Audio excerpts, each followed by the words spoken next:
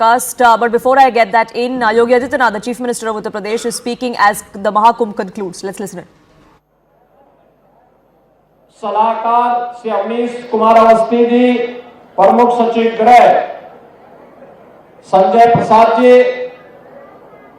प्रमुख सचिव नगर विकास समेत प्रदेश सरकार के हमारे सभी अधिकारीगण, प्रदेश के मेरे सभी महाकुंभ की योजना के नींव स्वच्छता के इस महाअभियान के साथ जुड़े हुए स्वच्छता कर्मी और स्वास्थ्य कर्मी, उपस्थित बहनों और भाइयों, सचमुच एक भव्य और दिव्य कुंभ को आदरणीय प्रधानमंत्री जी की मंशा के अनुरूप एक वैश्विक घटना के रूप में परिवर्तित करने के लिए मैं इस पूरे अभियान के साथ जुड़े हुए सभी स्वच्छता कर्मियों को, स्वास्थ्य कर्मियों को, परिवहन विभाग के साथ साथ सुरक्षा और जल प्रवाह को निरंतर बनाए रखने के साथ साथ नागरिकों का भी मैं हृदय से अभिनंदन करता हूं, स्वागत करता हूं।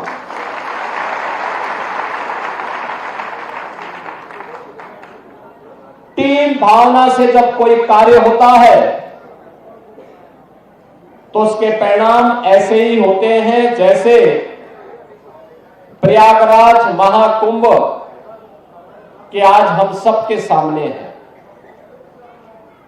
नए भारत का नया उत्तर प्रदेश आस्था और आर्थिकी का एक नया आधार देकर के प्रयागराज मेला प्राधिकरण, प्रशासनिक अधिकारियों, पुलिस अधिकारियों ने साबित कर दिया कि थोड़ा भी राजनीतिक इच्छा शक्ति हो और उनको सही सपोर्ट हो तो परिणाम कुछ भी लाया जा सकता है। और वो परिणाम आज इस रूप में हम सबके सामने आया है। इसके लिए मैं प्रयागराज मेला प्राधिकरण के अपने अधिकारियों को, प्रशासनिक अधिकारियों को, पुलिस के अधिकारियों को और विभिन्न विभागों के सभी अधिकारियों को भी हृदय से मैं उनका धन्यवाद करता हूं, अभिनंदन करता हूं। बहनों और भाइयों, शुरुआत में ही प्रधानमंत्री जी 13 दिसंबर को प्रयागराज महाकुंभ के इसका शुभारंभ करने के लिए यहां की परियोजनाओं का उद्घाटन करने के लिए आए थे। उससे पहले भी और उस दौरान भी उन्होंने बहुत सारा मार्गदर्शन दिया था।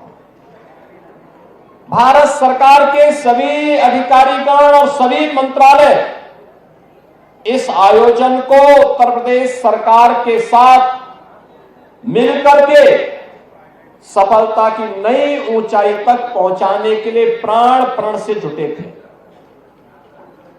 रेलवे है, सिविल एविएशन है, पैरामिलिट्री है, यानी हर विभाग ने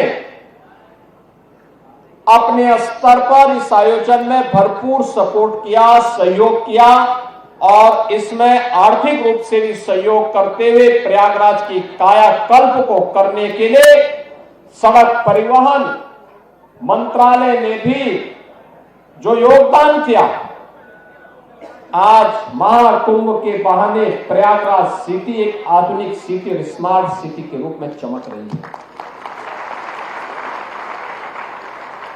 मैं जब यहां पर आपका अभिनंदन कर रहा हूं तो मैं इसके लिए आज प्रयागराज वासियों का भी अभिनंदन करूंगा, जिन्होंने पिछले 2 महीनों के अंदर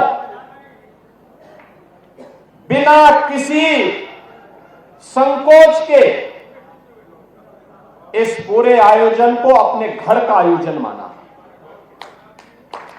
मुझे मालूम है जिस सिटी में 20 से 25 लाख लोग रहते हैं, उस सिटी में अचानक 5 करोड़ 8 करोड़ लोग आ जाएंगे, क्या स्थिति होती होगी। जिस घर में 5 सदस्य रहते हैं, अचानक 10 लोग आ जाए तो हालत खराब होती है, और यहां तो 20-20 गुना लोग आ रहे थे सिटी में। लेकिन प्रयागराज वासियों ने पूरे धैर्य के साथ, हंसी खुशी के साथ कहा कि नहीं साहब, ये तो हमारा अपना आयोजन है। और प्रयागराज से ही प्रेरित होकर के पूरे प्रदेश में इतना बड़ा आयोजन, जिस मार्ग से तीर्थ यात्री और श्रद्धालु गए, पूज्य संत गए, उनके अभिनंदन के लिए, उनके अभिवादन के लिए, उनके स्वागत के लिए उत्तर प्रदेश वासी वहां पर उमड़ते हुए दिखाई देते थे। उनके स्वागत के लिए,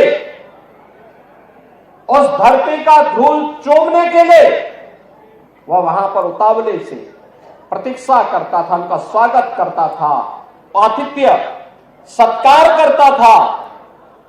यह उत्कृष्ट उदाहरण जो प्रस्तुत किया है उत्तर प्रदेश वासियों ने, मैं इसके लिए उत्तर प्रदेश वासियों को भी हृदय से अभिनंदन करता हूं, उनका स्वागत करता हूं। बहनों और भाइयों, महाकुंभ ने उत्तर प्रदेश के अंदर आध्यात्मिक टूरिज्म के कई सर्किट दे दिए।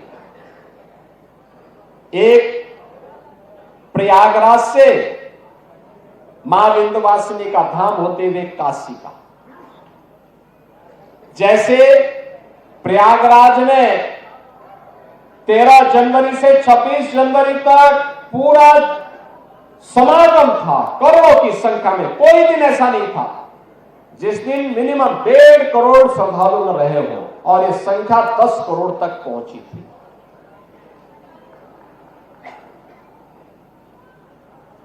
ऐसे ही मां विंध्यवासिनी धाम में इस दौरान प्रतिदिन 5 से लेकर के 7 लाख श्रद्धालु, और काशी बाबा विश्वनाथ के धाम में 10 से लेकर के 15 लाख श्रद्धालु प्रतिदिन जाता था।